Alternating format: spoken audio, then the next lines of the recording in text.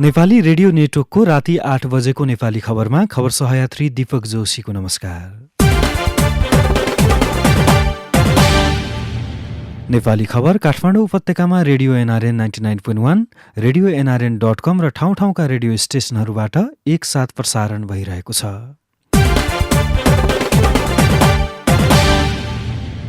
संसद पुनर्स्थापना गर्ने सर्वोच्चको ऐतिहासिक फैसलाको चौतर्फी स्वागत, अदालतको निर्णय स्वीकार गरेर अघि बढ्ने ओली समूहको प्रतिक्रिया। यो फैसला नेपालको संवैधानिक इतिहासमा एउटा कोसेढुङ्गा हो। सर्वोच्च अदालतले देशलाई सङ्कटबाट बचाएको छ। गम्भीरता साथ हेरेका छौँ हैन। हामी संसदीय प्रणाली न्यायालयको सर्वोच्चलाई स्वीकार गर्ने पार्टी हो, यो कुरा बुझ्नुहोस्।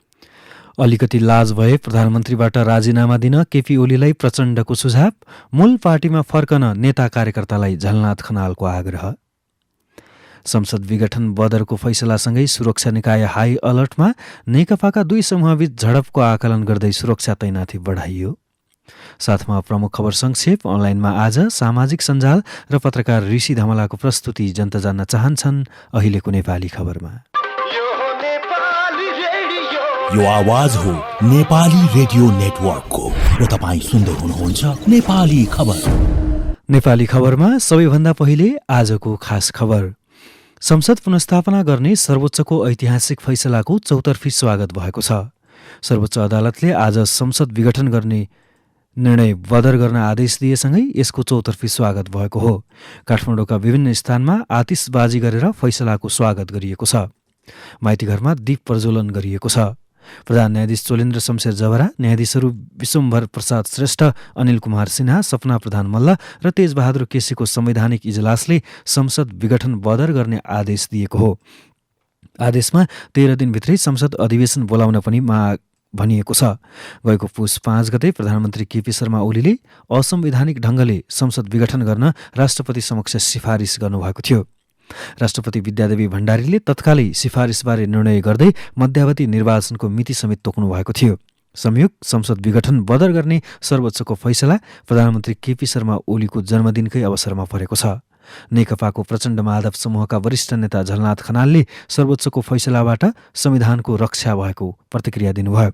पूर्व प्रधानमन्त्री समेत रहनुभएका खनालले नेपाली रेडियो नेटवर्कसँग कुरा गर्दै सर्वोच्चको आजको फैसला नेपालको संवैधानिक इतिहासमा कोसेढुङ्गा साबित हुने बताउनुभयो।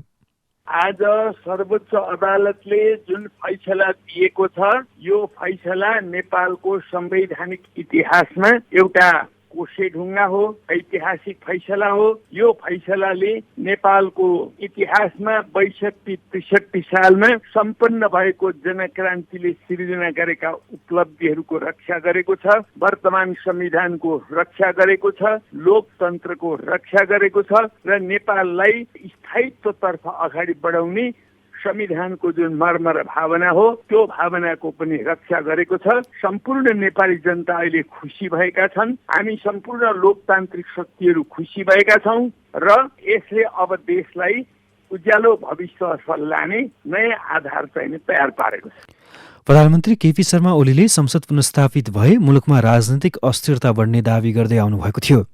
आज काठमाडौँमा भएको एक कार्यक्रममा पनि प्रधानमन्त्री ओलीले संसद पुनर्स्थापना भए सरकार बनाउने र ढाल्ने खेल भइरहने भएकाले त्यसले लोकतन्त्रलाई कमजोर बनाउने बताउनुभयो। तर वरिष्ठ नेता खनालले संसद पुनर्स्थापित गर्ने सर्वोच्चको फैसलाबाट अस्थिरताको खेल समाप्त भएको प्रतिक्रिया दिनुभयो। प्रधानमन्त्रीले अस्थिरताको कदम चालेको बताउँदै खनालले अब आफूहरूले पार्टीलाई एक बनाउने अभियान पनि सुरु गर्ने बताउनुभयो। संसद पुनर्स्थापनासँगै पार्टी एकताको सम्भावना पनि बढेको खनालले बताउनुभयो।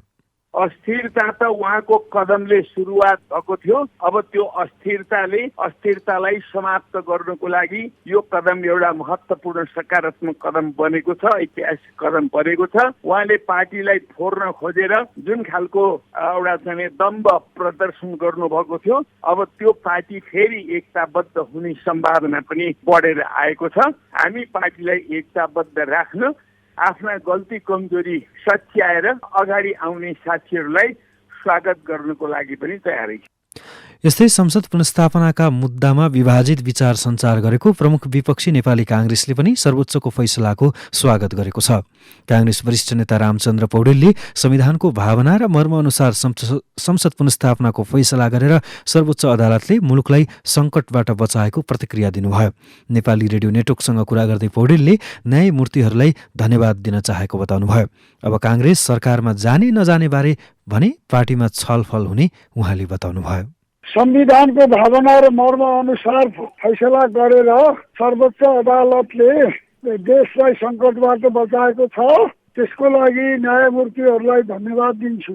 अब काङ्ग्रेस पनि सरकारमा जान्छ?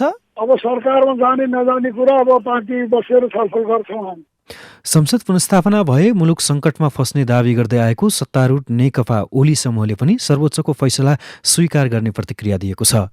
ओली समूहका नेता आनन्द पोखरेलले सर्वोच्च अदालतको फैसलालाई आफूहरूले गम्भीरतापूर्वक लिएको बताउनुभयो। तर शक्ति पृथकीकरणलाई आत्मसात गरेर जाने पार्टी भएकाले अदालतको फैसला स्वीकार गर्ने उहाँले बताउनुभयो। हामीले बनाएको संविधान, हामीले बनाएको कानुन होइन, शक्ति पृथकीकरणको सिद्धान्तलाई आत्मसात गरेर अगाडि बढाएको हिजो अस्ति न्यायालयलाई नै व्यवस्थापित अन्तर्गत राख्नुपर्छ भन्ने मान्यताको विरुद्धमा शक्ति न्यायालयलाई शक्ति राज्यभन्दा भिन्न राख्नुपर्छ भनेर मान्यता राख्ने पार्टी नेकपा भएको कारणले गर्दाखेरि अब फैसला सर्वोच्च अदालतले चित्त बुद्धु नबुद्धु कस्तो फैसलाहरू सार्वजनिक बता होइन, यो त स्वाभाविक रूपमा हामीले अस्वीकार गर्नुपर्ने कारण पनि छैन होइन। स्वीकार अस्वीकार भन्दा न्यायालयको फैसलालाई हामीले एकदम गम्भीरता साथ हेरेका छौँ होइन। हामी संसदीय प्रणाली न्यायालयको सर्वोच्चलाई स्वीकार गर्ने पार्टी हो, यो कुरा बुझ्नुहोस्। यता राजनीतिक विश्लेषकहरूले पनि सर्वोच्चको फैसलाले संविधानको रक्षा भएको प्रतिक्रिया दिएका छन्।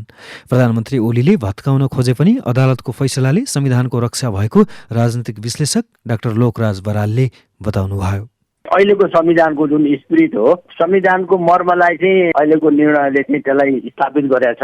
त्यसमा ओलीजीले डिस्टोर्ट गर्न खोज्नु भयो त्यो बिगार्न होइन, नभएको अधिकार प्रयोग गरेर त्यसलाई संविधानको अहिलेको जुन मान्यता जुन छ अहिलेको संविधानको त्यसलाई स्वीकृत गरेछ।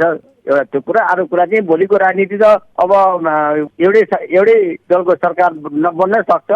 यदि ओली हटेपछि फेरि दुईटै कम्युनिस्ट एउटै हुँ भने त्यो सम्भावना छ। तर त्यसको अलिक परै छ त्यो सम्भावना। होइन भने अरू पार्टीसँग मिलेर काङ्ग्रेसहरूसँग मिलेर कुन चाहिँ पक्षले बहुमत राख्छ त्यसैमा सरकार बन्छ। कतिपयले सर्वोच्चको आदेशसँगै अब प्रधानमन्त्री ओलीले तत्काल राजीनामा दिनुपर्ने माग गरेका छन्। तर सर्वोच्चले संसद बैठक 13 दिनभित्र बसिसक्न निर्देशनात्मक आदेश दिएकाले उक्त बैठकमा विश्वासको मत लिन सक्ने मौका ओलीले प्रयोग गर्न सक्ने बराल बताउनुहुन्छ। संसद बोलाइदिएको छ अहिले कोर्टले होइन। आज त्यसमा प्रधानमन्त्रीले चाहनुभयो भने विश्वासको मत लिनु पर्यो होइन। उहाँले आफ्नो अडानलाई चाहिँ कोर्टले चाहिँ बदर गरिदिएको हुनाले अहिले पनि राजीनामा दिन्छु भनेर दिए पनि हुन्छ। अर्को अनि वैकल्पिक सरकार चाहिँ अब संसदले छान्छ। संसद पुनर्स्थापनासँगै अब नेकपाबीच फेरि एकता हुन सक्ने चर्चा पनि भइरहेका छन्। अध्यक्ष प्रचण्डले अब सहमतिबाटै अगाडि बढ्ने बताउनु भएको छ। तर यस्तो सहमति र सहकार्य प्रतिगमनकारीसँग नहुने प्रचण्डको प्रतिक्रिया छ। प्रधानमन्त्री केपी शर्मा ओलीतर्फ सङ्केत गर्दै उहाँले प्रतिगमनकारीसँग तत्काल सहकार्य नहुने प्रश्न पार्नु भएको छ।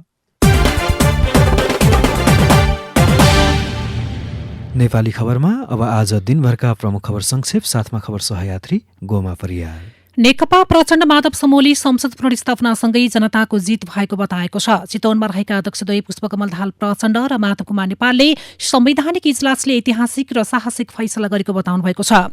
प्रचण्डले प्रधानमन्त्री केपी शर्मा ओलीले तत्काल राजीनामा दिनुपर्ने बताउनु भएको छ। चितवनमा रहनुभएका प्रचण्ड र नेपाल लगायतका नेताहरूले खुशी मनाएका छन्।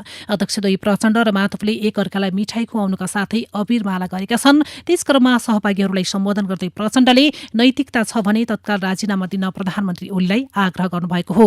अझै अर्को नौटंकी गरे ओलीको दुर्गति हुने उहाँको चेतावनी पनि रहेको छ।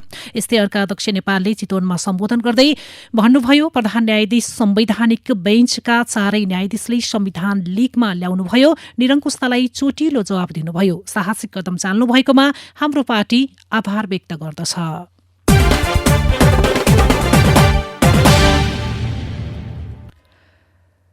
सर्वोच्च अदालतले प्रतिनिधि सभा विघटन बदर गर्ने आदेश दिएसँगै सुरक्षा निकाय हाई अलर्टमा बसेका छन्। नेकपा ओली समूहका नेता, कार्यकर्ता र प्रचण्ड माधव समूहबीच झडप हुन सक्ने विश्लेषणका आधारमा सुरक्षा तैनाती बढाइएको छ।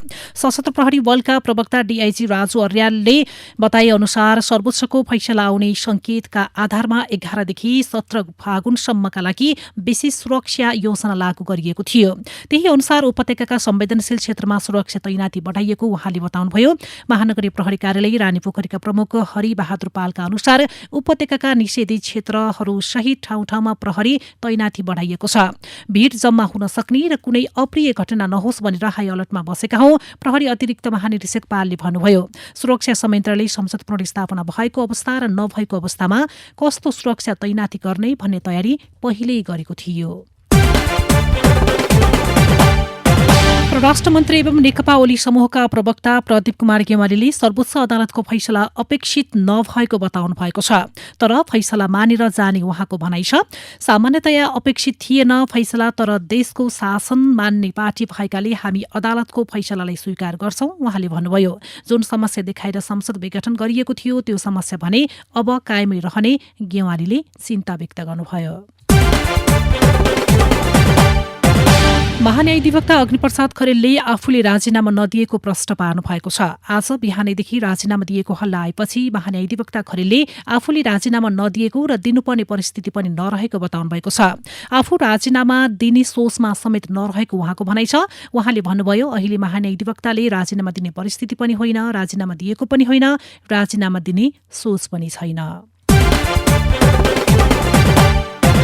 दक्षिण अफ्रिकाका लागि नेपाली राजदूतमा डाक्टर निर्मल कुमार विश्वकर्मा नियुक्त हुनुभएको छ। राष्ट्रपति विद्यादेवी भण्डारीले उहाँलाई आज राजदूत नियुक्त गर्नुभएको हो।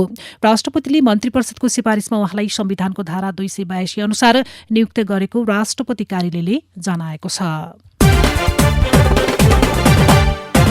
नेपालमा आज थप 110 जना कोरोना संक्रमित थपिएका छन्। यो सँगै देशभर संक्रमितको कुल संख्या 2,73,666 पुगेको छ। स्वास्थ्य तथा जनसंख्या मन्त्रालयका अनुसार आज थप 102 जना संक्रमित डिस्चार्ज भएका छन्। यो सँगै हालसम्म डिस्चार्ज हुनेको कुल संख्या 2,70,068 पुगेको छ। हाल देशभर 1,533 जना सक्रिय संक्रमित रहेका छन्। गत 24 घण्टामा कोरोनाबाट थप 4 जनाको मृत्यु भएको छ। हालसम्म कोरोनाबाट मृत्यु हुनेको संख्या 2,065 पुगेको छ। यस्तै सरकारले कोरोना परीक्षण गर्ने प्रयोगशालाको लापरवाहीले कोरोना बिमा गरेका संक्रमितले रकम पाउन नसकेको दावी गरेको छ। प्रयोगशालाहरूले कोरोना परीक्षणको नतिजा नेशनल टेस्टिङ गाइडलाइनले तोकिएको ढाँचामा 24 घण्टाभित्र राष्ट्रिय जनस्वास्थ्य प्रयोगशाला र इपिडेमियोलोजी तथा रोग नियन्त्रण महाशाखा EDCDमा पठाउनु पर्नेमा नपठाइएको पाइएको स्वास्थ्य तथा जनसंख्या मन्त्रालयले जनाएको छ। विवरण सही ढंगले नपठाउँदा बिरामी दावी प्रमाणीकरणमा समस्या भएको मन्त्रालयका सहायक प्रवक्ता डाक्टर समीर मणि अधिकारीले बताउनु भएको छ। सीमापार जयनगर कुर्था जनकपुर रेलमार्ग सञ्चालनका लागि सरकारले रेलवे अध्यादेश ल्याउने भएको छ। यसका लागि भौतिक पूर्वाधार तथा यातायात मन्त्रालयले आवश्यक तयारी अघि बढाएको छ। पछिल्ला दिनमा उद्घाटन र शिलान्यासमा केन्द्रित भएको सरकारले 5.5 महिनादेखि जनकपुरमा थन्किएको रेल पनि उद्घाटन गरिहाल्ने योजना अनुरूप अध्यादेश नै ल्याउने तयारी गरेको हो। सप्तरीबाट स्रोत नखुलेको 10 लाख रुपैयाँ सहित 2 जना महिला पक्राउ परेका छन्। पक्राउ परेमा सप्तरीको छिन्नमस्ता गाउँपालिका 5 बस्ने 38 वर्षीय कविता दास र 22 वर्षीय रिङ्कु दास रहेका छन्। सप्तरीका सशस्त्र प्रहरी उपरीक्षक राजु श्रेष्ठका अनुसार बीओपी तिलाठीको गस्ती टोलीले आज चेक जाँच गर्ने क्रममा स्रोत खुल्न नसकेको उक्त रकमसहित उनीहरूलाई नियन्त्रणमा लिएको हो।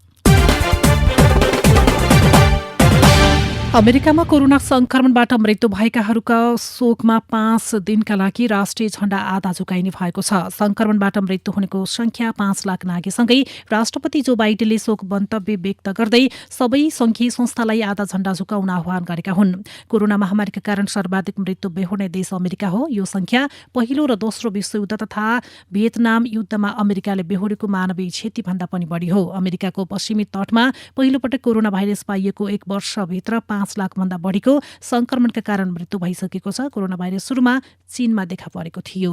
यही बंगलादेशबाट 90 रोहिङ्ग्याहरू बोकेर छुटेको डुङ्गा मलेसियाको समुद्री तटमा दुर्घटना हुँदा कम्तीमा 8 जनाको मृत्यु भएको छ। यात्रुहरूमध्ये 65 जना महिला तथा बालबालिका रहेका थिए। दुर्घटनापछि केही यात्रु सहित उक्त डुङ्गामा खाद्यान्न र पानीको अभाव रहेको पनि जनाइएको छ। जुन अन्डामान टापु नजिकै समुद्री तटमा रहेको अन्तर्राष्ट्रिय मिडियाले जनाएका छन्। र शहीद स्मारक बे डिभिजन लिग फुटबलमा खुमलटार युथ क्लबले सहज जित निकालेको छ। आज भएको खेलमा खुमलटारले फुलचोक स्पोर्ट क्लबलाई 5-2 गोल अन्तरले पराजित गरेको छ।